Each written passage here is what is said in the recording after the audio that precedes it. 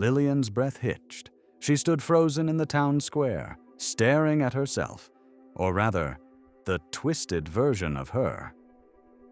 Black-eyed Lillian tilted her head, studying her like a predator watching prey. The air around her shimmered, distorted, as if reality itself was unraveling in her presence. Elias took a step forward, his voice low and cautious. "Lillian, whatever that thing is, it's not you." But the doppelganger smiled, a slow, knowing smile. "Aren't I?" Lillian's stomach twisted. This wasn't like the creatures that had crawled from the rift. This wasn't mindless destruction. This was intentional. "You're not real," Lillian whispered, clenching her fists. "I closed the rift. You shouldn't exist." Black-eyed Lillian took a slow step forward, boots clicking against the cobblestone.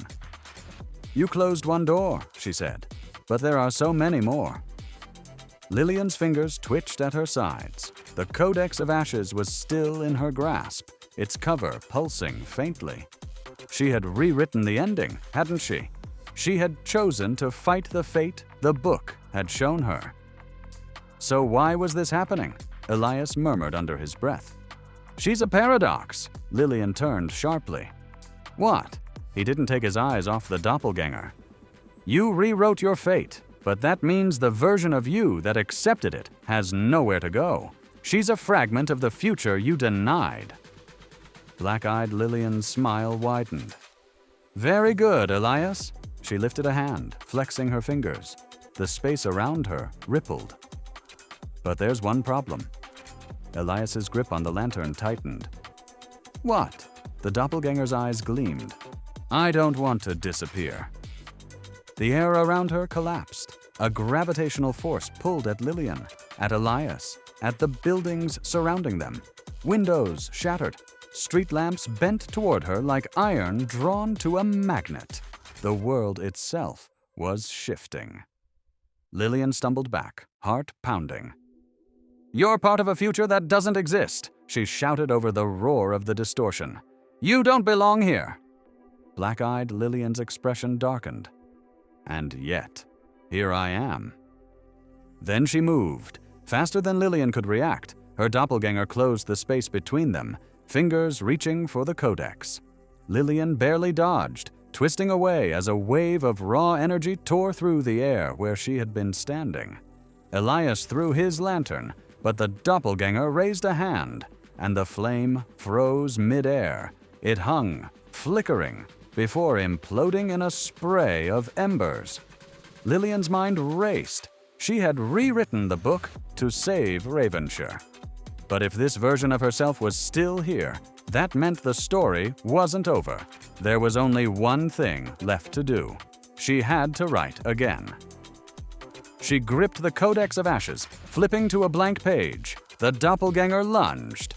Lillian wrote, "This version of me does not exist." A scream tore through the air, not from her, but from her, but from the doppelganger. Black-eyed Lillian staggered, clutching her head as cracks spiderwebbed across her body like shattered glass. Lillian's pulse thundered. It was working. She kept writing. She fades into nothing. The doppelganger's mouth opened in a silent wail. Her body fractured, collapsing inward, dissolving into wisps of ink and shadow. The gravitational force shattered, releasing the town from its pull. Lillian forced herself to keep watching, even as her own face vanished before her eyes. And then, silence. The distortion was gone. The air was still. Elias exhaled sharply, running a hand over his face. "You did it." Lillian's grip on the book tightened. Had she? She looked down at the Codex of Ashes. The last words she had written still glowed faintly, but at the bottom of the page, just beneath them, a single new line appeared in her own handwriting.